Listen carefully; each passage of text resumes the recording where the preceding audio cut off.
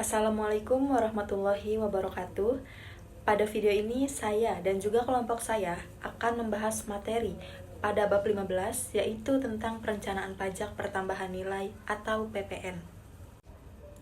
Sebelumnya, izinkan saya memperkenalkan anggota kelompok.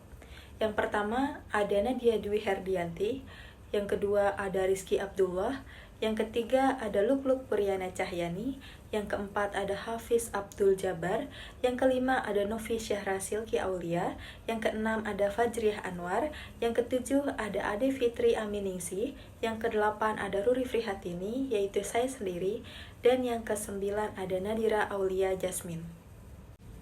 Sebelum memasuki materi, saya akan membacakan topik yang akan kami bahas pada video ini. Yang pertama yaitu tentang konsep PPN, yang kedua karakteristik PPN, yang ketiga mekanisme pengenaan PPN, yang keempat objek PPN, yang kelima perbedaan penyerahan BKP dan non-penyerahan BKP, yang keenam tarif dan dasar pengenaan pajak, yang ketujuh permasalahan faktur pajak, yang kedelapan mekanisme pengkreditan pajak, dan yang terakhir optimalisasi fasilitas di bidang PPN. Baik, selanjutnya kita akan memasuki materi. Baik, pembahasan yang pertama yaitu konsep PPN. Sebelum membahas lebih lanjut, di sini kita perlu mengetahui konsep dari PPN. Pada dasarnya, PPN merupakan salah satu sumber pemasukan negara atas konsumsi rakyat. Pengertian PPN itu sendiri adalah suatu pungutan yang dibebankan atas transaksi jual-beli yang terjadi karena adanya pertambahan nilai. Pungutan tersebut dibebankan pengusaha yang sudah menjadi pengusaha kena pajak atau PKP.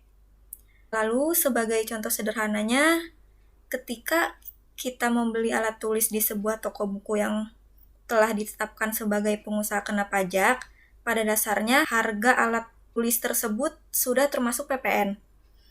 Nah, PPN ini sendiri dikenakan atas setiap proses produksi dan distribusi alat tulis tersebut hingga akhirnya dibebankan kepada kita sebagai pembeli akhir. Lalu, nilai tambah dapat dilihat dari dua sisi, yaitu additive side atau sisi pertambahan nilai atau upah dan laba, dan dari sisi subtractive side atau sisi selisih output dikurangi dengan input, yaitu nilai tambah sama dengan upah tambah laba sama dengan output kurang input. Lalu selanjutnya, konsep dasar PPN dapat mudah dipahami melalui unsur SPOK. Di sini S ditunjukkan sebagai subjek atau pelaku. Subjek PPN dibagi menjadi dua, yaitu PKP atau non-PKP.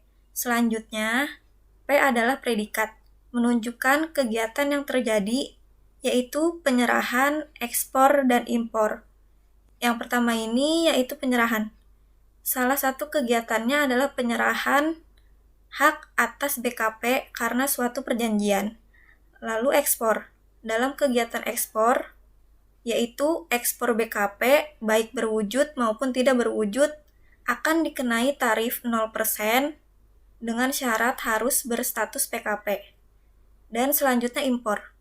Dalam kegiatan impor, setiap BKP manapun jika masuk ke wilayah Indonesia akan dikenai PPN.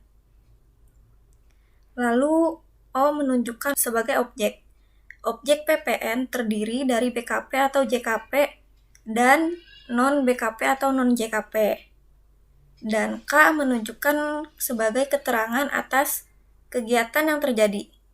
Informasi yang pertama adalah terkait kapan terutang. Nah, pada saat kapan PPN terutang? Salah satu contohnya yaitu pada saat penyerahan BKP atau JKP. Lalu berikutnya di mana terutang. Tempat di mana terutang dapat berada di tempat tinggal atau kedudukan. Lalu tempat kegiatan usaha dan tempat BKP masuk atau impor. Kemudian berapa besar DPP-nya. Dan yang terakhir bagaimana pungutan hitungan pembayaran dan pelaporannya. Materi selanjutnya itu terkait dengan karakteristik pajak. Nah, karakteristik pajak ini ada 5 jenis. Yang pertama itu pajak objektif, di mana jenis pajak yang saat timbulnya kewajiban pajak saat sangat ditentukan oleh adanya objek pajak. PPN jenis ini tuh dikenakan atas setiap transaksi barang dan jasa. Nah, karena itu wajib pajak harus bisa memahami barang dan jasa jenis apa aja yang dikecualikan dari objek PPN. Nah, jenis yang kedua ini ada PPN sebagai pajak tidak langsung. PPN sebagai pajak tidak langsung memberikan konsekuensi yuridis atau berupa sanksi hukum bahwa antara pemikul beban pajak atau destinataris pajak dengan penanggung jawab atas pembayaran pajak ke kas negara berada pada pihak yang berbeda. Nah, pemikul beban pajak ini secara nyata berkedudukan sebagai pembeli barang kena pajak. Nah, sementara itu, penanggung jawab atas pembayaran pajak ke kas negara adalah pengusaha kena pajak yang bertindak selaku penjual barang kena pajak atau pengusaha jasa kena pajak. Nah, yang jenis ketiga ini ada multi-stage tax, yaitu PPN dikenakan pada setiap mata rantai jalur produksi maupun jalur distribusi. Nah, setiap penyerahan barangnya menjadi objek PPN, mulai dari tingkatan pabrik, kemudian sampai ke tingkat pedagang besar, sampai dengan ke tingkat pengecer yang akan dikenakan PPN. Nah, jenis yang keempat ini ada pemungutan PPN menggunakan faktur pajak. Nah, pada saat penyerahan BKP atau KJP, pengusaha kena pajak atau biasa dikenal dengan istilah PKP, yang bersangkutan diwajibkan untuk membuat faktur pajak sebagai bukti pemungutan pajak. Nah, berdasarkan faktur pajak ini yang wajib dibayar ke kas negara. Metode perhitungan PPN yang akan disetor ke kas negara dengan cara mengurangkan pajak atas perolehan atau pajak masukan dengan pajak atas penyerahan barang atau jasa atau biasa disebut dengan pajak keluaran. Nah, karakteristik terakhir terkait dengan PPN itu ada PPN pajak atas konsumsi umum dalam negeri. Nah, sesuai dengan basis pemungutan PPN atau biasa dikenal dengan destination principle, PPN dipungut di tempat barang atau jasa tersebut dikonsumsi. Dalam hal ini tidak dilihat asal barang atau jasa tersebut. Baiklah, materi selanjutnya yaitu mekanisme pengenaan PPN. Mekanisme pengenaan PPN ini dibagi menjadi dua, yaitu mekanisme PPN secara umum dan mekanisme PPN secara khusus. Dalam mekanisme pemungutan PPN secara umum, penjual berperan sebagai pemungut PPN dan pembeli sebagai pihak yang dipungut dengan cara pembeli menitipkan uang pajak PPN kepada penjual. Mekanisme ini berlaku apabila pembeli bukan sebagai pemungut PPN. Dalam ilustrasi, penjual A menjual barang kena pajak atau jasa kena pajaknya kepada pembeli B dan pembeli B menyerahkan uangnya sebesar 110 juta rupiah. Dalam kasus ini, pembeli B bukan sebagai pemungut PPN. Mekanisme PPN selanjutnya yaitu mekanisme PPN secara khusus. Dalam mekanisme khusus pemungutan PPN, pembeli sendiri yang akan menyetorkan PPN yang terutang ke kas negara, sehingga si penjual hanya menerima uang sebesar harga jual dan bukti setor PPN atas nama penjual. Dalam ilustrasinya, penjual A menjual barang kena pajak atau jasa kena pajaknya kepada pembeli B, namun penjual A hanya menerima uang sebesar 100 juta rupiah dan juga bukti setor atas nama penjual A. Dalam kasus ini, pembeli B lah sebagai pemungut PPN, seperti contoh bendaharawan pemerintah, kontraktor migas, dan BUMN. Oke, baik teman-teman semua. Kali ini saya akan menjelaskan materi tentang objek PPN. Konsekuensi PPN untuk para wajib pajak atau pengusaha kena pajak adalah harus memahami dan dapat menentukan objek dan non-objek pajak PPN. Undang-Undang PPN Indonesia menggunakan pendekatan negative list, yaitu pengaturan non-objek pajak diuraikan secara detail. Kaidah umum, definisi barang kena pajak dan jasa kena pajak yang ada di dalam pasal 1 Undang-Undang PPN dapat dimodifikasi sebagai berikut. Barang kena pajak adalah barang yang selain barang tidak kena pajak atau selain barang yang tidak terutang PPN.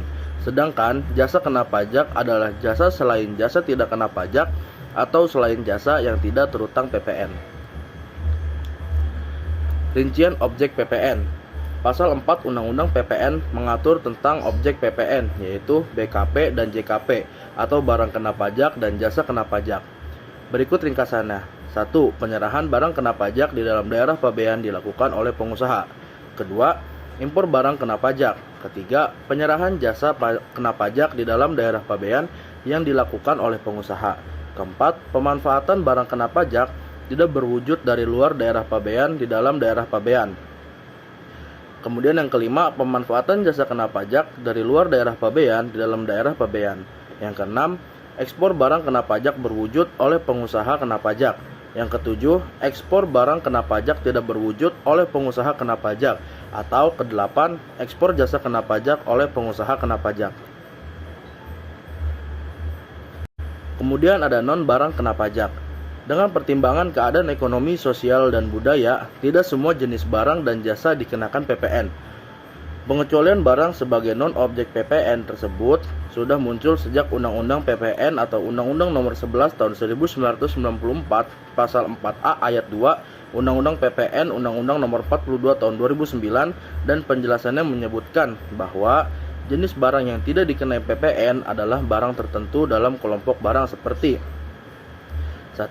Barang hasil pertambangan atau hasil pengeboran yang diambil langsung dari sumbernya. Kedua, barang kebutuhan pokok yang sangat dibutuhkan oleh rakyat banyak. Yang ketiga, makanan dan minuman yang disajikan di hotel, restoran, rumah makan, warung, dan sejenisnya. Dan yang terakhir, uang, emas batangan, dan surat berharga. Nah, berikutnya ini adalah list dari non-jasa kena pajak. Apa saja yang termasuk? Yang pertama yaitu ada jasa pelayanan kesehatan medik, jasa pelayanan sosial, jasa pengiriman surat dengan perangko, jasa keuangan, jasa asuransi, jasa keagamaan, jasa pendidikan, jasa kesenian dan hiburan. Selanjutnya yaitu jasa penyiaran yang tidak bersifat iklan, ada jasa angkut umum di darat, di air, dan jasa angkut di udara dalam negeri yang menjadi bagian yang tidak terpisahkan dari jasa angkutan udara atau luar negeri. Kemudian ada jasa tenaga kerja, jasa perhotelan, jasa yang disediakan oleh pemerintah dalam menjalankan pemerintahan secara umum, jasa penyediaan tempat parkir, jasa telepon umum dengan menggunakan uang logam, jasa pengiriman uang dengan wesel pos, dan terakhir yaitu ada jasa boga atau catering. Baik, materi selanjutnya yaitu perbedaan penyerahan BKP dan non-penyerahan BKP. Penyerahan BKP yang pertama, penyerahan hak atas BKP karena suatu perjanjian. Yang kedua, pengalihan BKP karena suatu perjanjian sewa beli dan atau perjanjian sewa guna usaha atau leasing. Ketiga, penyerahan BKP kepada pedagang perantara atau melalui juru lelang. Yang keempat, pemakaian dan atau pemberian cuma-cuma atas BKP. Yang kelima, BKP berupa persediaan dan atau aktiva yang menurut tujuan semula tidak untuk diperjualbelikan, yang masih tersisa pada saat pembubaran perusahaan. Yang keenam, penyerahan BKP dari pusat ke cabang atau sebaliknya dan atau penyerahan BKP antar cabang. Yang ketujuh, penyerahan BKP secara konsinyasi. Dan yang terakhir itu penyerahan BKP oleh pengusaha kena pajak dalam rangka perjanjian pembiayaan yang dilakukan berdasarkan prinsip syariah, yang penyerahannya dianggap langsung dari perusahaan kena pajak kepada pihak yang membutuhkan BKP. Non penyerahan BKP itu yang pertama ada penyerahan BKP kepada maklar sebagaimana dimaksud dalam Kitab Undang-Undang Hukum Dagang.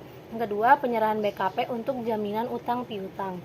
Yang ketiga, penyerahan BKP dari pusat ke cabang atau sebaliknya dan atau penyerahan BKP antar cabang dalam hal pengusaha kena pajak melakukan pemusatan tempat pajak terutang.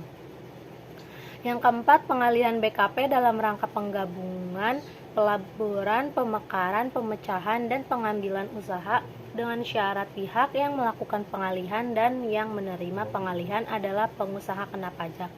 Dan yang terakhir, BKP berupa aktiva yang menurut tujuan semula tidak untuk diperjualbelikan, yang masih tersisa pada saat pembubaran perusahaan, dan yang pajak masukan atas perolehannya tidak dapat dikreditkan sebagaimana dimaksud dalam pasal 9 ayat 8 huruf B dan huruf C Undang-Undang PPN. Selanjutnya saya akan menjelaskan tentang tarif PPN dan dasar pengenaan pajak.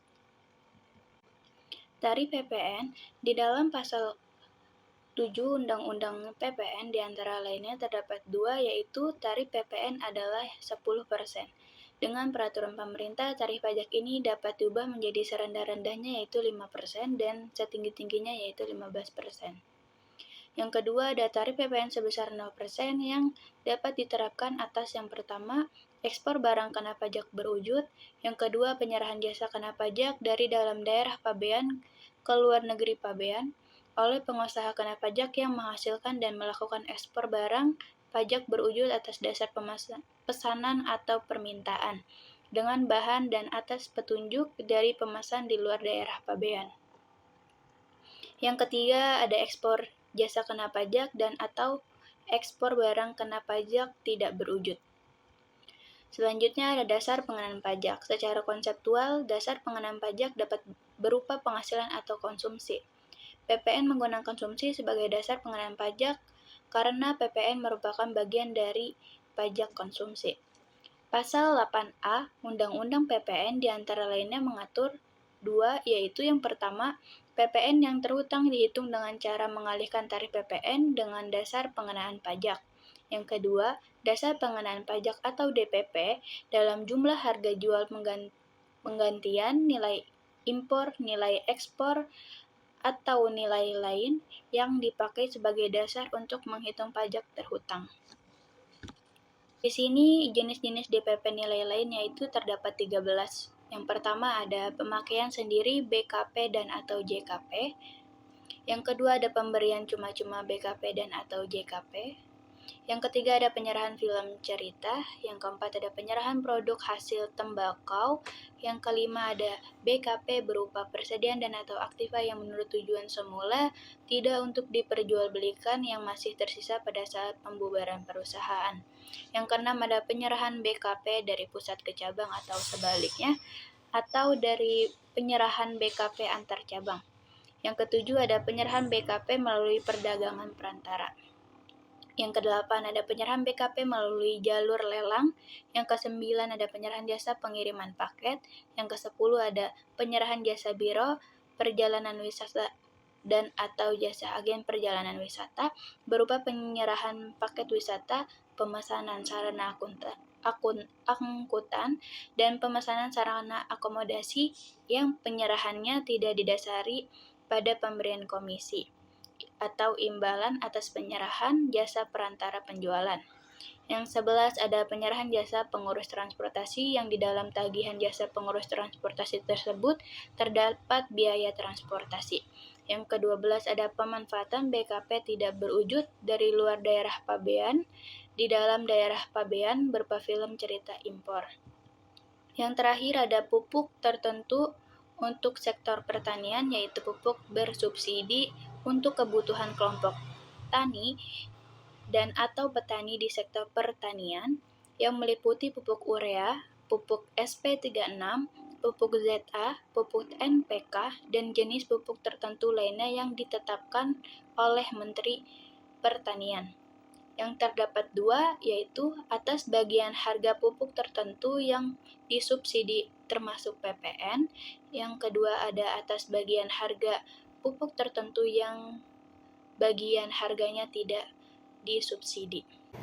Baik, materi selanjutnya kita akan membahas tentang permasalahan faktur pajak. Faktur pajak adalah bukti pungutan pajak yang dibuat oleh pengusaha kena pajak yang melakukan penyerahan barang kena pajak atau penyerahan jasa kena pajak. Permasalahan dalam faktur pajak meliputi 7 macam. Yang pertama, ada kewajiban pemungutan PPN. Yang kedua, kewajiban PKP membuat faktur pajak. Yang ketiga, bukti pungutan PPN. Yang keempat, bentuk dan ukuran faktur pajak. Yang kelima, keterangan dalam faktur pajak. Yang keenam, jenis faktur pajak. Dan yang ketujuh, sanksi administrasi terkait faktur pajak. Untuk masalah yang pertama terkait kewajiban pemungutan PPN. Pengusaha kena pajak wajib memungut PPN atas setiap 1. Penyerahan BKP di dalam daerah pabean yang dilakukan oleh pengusaha. 2. Penyerahan JKP di dalam daerah pabean yang dilakukan oleh pengusaha. Yang ketiga, ekspor BKP berwujud oleh pengusaha kena pajak. Yang keempat, ekspor BKP tidak berwujud oleh pengusaha kena pajak. Dan yang kelima, ekspor JKP oleh pengusaha kena pajak. orang pribadi atau badan wajib memungut PPN pada saat 1. Memanfaatkan BKP tidak berwujud dari luar daerah pabean dan atau memanfaatkan JKP dari luar daerah pabean. Yang kedua, kewajiban PKP membuat faktur pajak. PKP wajib membuat faktur pajak untuk setiap 1. Penyerahan BKP di dalam daerah pabean yang dilakukan oleh pengusaha. Yang kedua, penyerahan BKP berupa aktiva yang menurut tujuan semula tidak diperjualbelikan oleh pengusaha kena pajak, kecuali atas penyerahan aktiva yang pajak masukannya tidak dapat dikreditkan sebagaimana dimaksud dalam pasal 9 ayat 8 huruf B dan huruf C UU PPN. Yang ketiga, penyerahan JKP di dalam daerah pabean yang dilakukan oleh pengusaha ekspor BKP berwujud oleh pengusaha kena pajak. Yang keempat, ekspor BKP tidak berwujud oleh pengusaha kena pajak, ekspor JKP berwujud oleh pengusaha kena pajak. Yang ketiga, ada bukti pungutan PPN. Sebagai bukti pungutan PPN, digunakanlah A. Faktur pajak, dan yang B. Dokumen tertentu yang kedudukannya dipersamakan dengan faktur pajak. Untuk yang keempat, bentuk dan ukuran faktur pajak. Yang pertama, faktur pajak berbentuk dua macam. Yang pertama ada elektronik atau e-faktur, atau yang kedua B. kertas atau hard copy. Yang kedua, selanjutnya bentuk dan ukuran faktur pajak kertas disesuaikan dengan kepentingan PKP. Yang ketiga, bentuk dan ukuran faktur pajak kertas dapat dibuat sebagaimana contoh pada lampiran IA dan lampiran IB per Dirjen Pajak nomor per 24 garis miring PJ garis miring 2012. Yang kelima, keterangan dalam faktur pajak. Dalam faktur pajak harus dicantumkan keterangan tentang penyerahan BKP dan atau JKP yang paling sedikit memuat A. Nama, alamat, dan NPWP yang menyerahkan BKP atau JKP. B. Nama, alamat, dan NPWP pembeli barang kena pajak atau penerima jasa kena pajak. Yang C. Kode, nomor seri, dan tanggal pembuatan faktur pajak. D. Jumlah harga jual atau penggantian. Yang E. Pajak pertambahan nilai yang dipungut. Yang F. Pajak penjualan atas barang mewah yang dipungut. Dan yang G. Nama dan tanda tangan yang berhak menandatangani faktur pajak. Untuk yang e-faktur harus mencantumkan keterangan tentang penyerahan BKP dan atau penyerahan JKP yang paling sedikit memuat A. Nama, alamat, dan NPWP yang menyerahkan BKP atau JKP. B. Nama, alamat, dan NPWP pembeli BKP atau penerima JKP. C. Jenis barang atau jasa, jumlah harga jual, atau penggantian dan potongan harga. D. PPN yang dipungut. Yang E. Pajak penjualan atas barang mewah yang dipungut. Yang F. Kode, nomor seri, dan tanggal pembuatan faktur pajak. Dan yang G. Nama dan tanda tangan elektronik yang berhak menandatangani faktur pajak. Yang keenam, ada jenis faktur pajak. Di dalam praktik dan sesuai ketentuan perpajakan ada 6 jenis faktur pajak, yaitu yang pertama faktur penjualan yang memuat keterangan sesuai dengan syarat minimal keterangan dalam faktur pajak.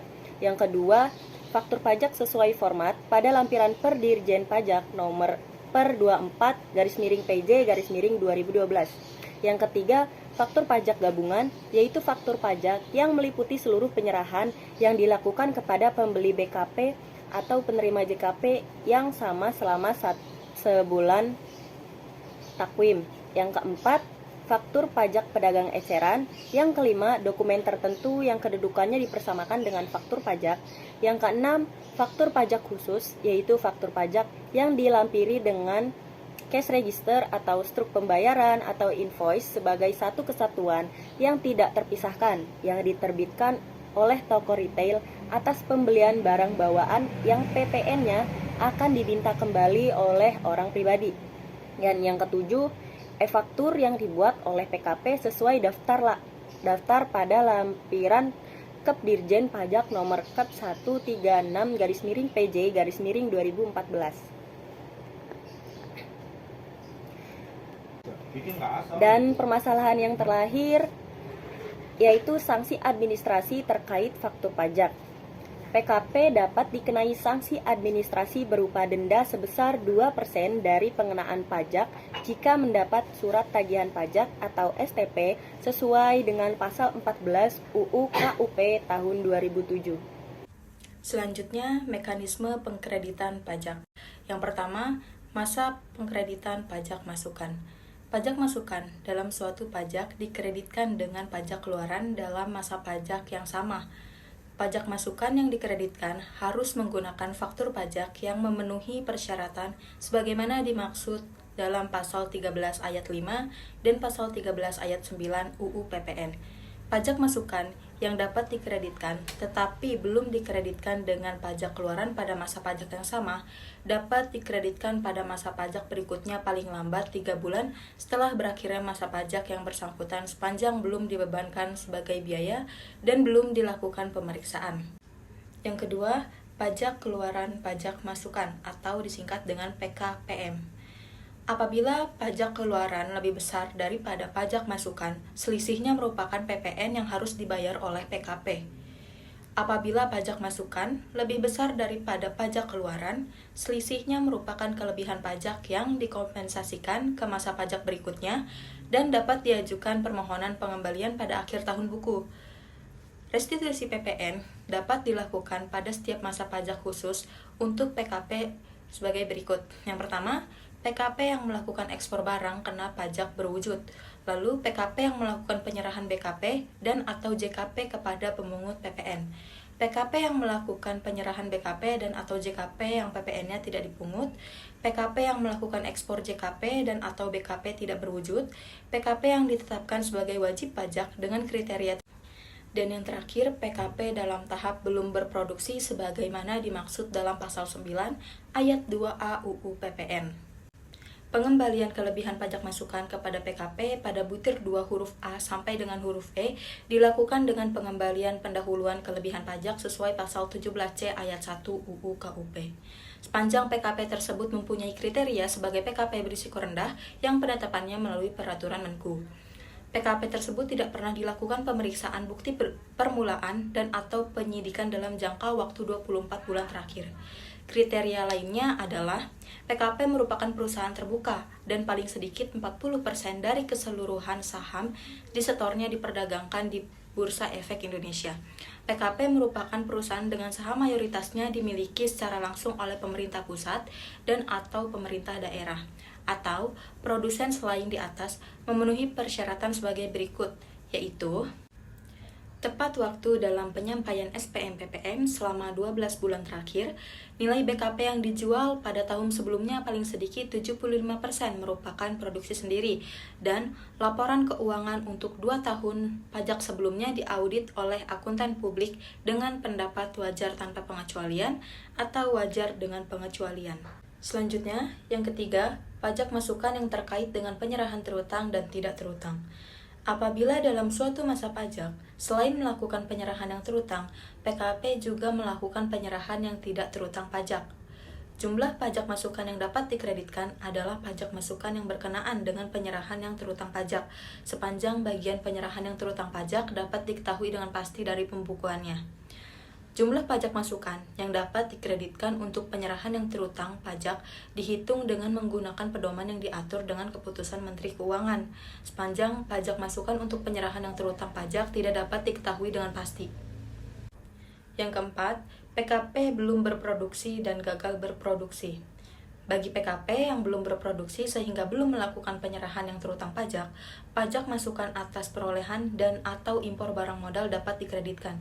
Barang modal adalah harta berwujud yang memiliki masa manfaat lebih dari 1 tahun yang menurut tujuan semula tidak untuk diperjualbelikan, termasuk pengeluaran berkaitan dengan perolehan barang modal yang dikapitalisasi ke dalam harga perolehan barang modal tersebut. Pajak masukan yang telah dikreditkan dan direstitusi oleh PKP yang belum berproduksi wajib dibayar kembali dalam hal PKP tersebut mengalami keadaan gagal berproduksi dalam jangka waktu paling lama 3 tahun sejak masa pajak pengkreditan pajak masukan dimulai. Materi selanjutnya yaitu optimalisasi fasilitas di bidang PPN. Selanjutnya ada mengoptimalkan fasilitas di bidang PPN. Tujuan dan maksud pemberian kemudahan pada hakikatnya untuk memberikan fasilitas perpajakan yang benar-benar diperlukan, terutama untuk mendorong keberhasilan sektor kegiatan ekonomi yang berprioritas tinggi dalam skala nasional, lalu mendorong perkembangan dunia usaha dan meningkatkan daya saing, mendukung pertahanan nasional, serta memperlancar pembangunan nasional. Selanjutnya ada fasilitas perpajakan atas kegiatan di kawasan tertentu atau tempat tertentu di dalam daerah pabean. Yang pertama, ada fasilitas perpajakan untuk gudang berikat. Gudang berikat merupakan salah satu bentuk tempat penimbunan berikat. Tempat penimbunan berikat di sini untuk menimbun barang impor dapat disertai satu atau lebih kegiatan berupa pengemasan atau pengemasan kembali, penyortiran, penggabungan, pengepakan, penyetelan, pemotongan atas barang-barang tertentu dalam jangka waktu tertentu untuk dikeluarkan kembali. Yang kedua, ada fasilitas perpajakan di kawasan berikat. Bentuk lain tempat penimbunan berikat adalah kawasan berikat, yaitu untuk menimbun barang impor dan atau barang yang berasal dari tempat lain dalam daerah pabean guna diolah atau digabungkan. Yang ketiga, ada fasilitas perpajakan di kawasan bebas. Kawasan bebas merupakan suatu kawasan yang berada dalam wilayah hukum NKRI yang terpisah dari daerah pabean, sehingga bebas dari pengenaan bea masuk, PPN, PPNBM, dan cukai. Kawasan bebas yang ada di Indonesia tidak terlepas dari tujuan pemerintah untuk mendorong kegiatan lalu lintas perdagangan internasional yang mendatangkan devisa bagi negara. Selain itu, kawasan bebas diadakan untuk meningkatkan penanaman modal baik asing maupun dalam negeri serta memperluas lapangan kerja.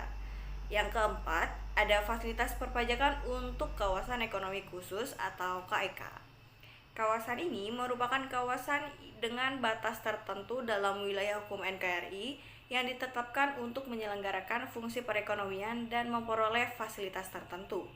Pengembangan KEK bertujuan untuk percepatan pembangunan perekonomian nasional yang berdasar atas demokrasi ekonomi dengan prinsip kebersamaan, efisiensi, berkeadilan, berkelanjutan, berwawasan lingkungan, kemandirian, serta dengan menjaga keseimbangan, kemajuan, dan kesatuan ekonomi nasional.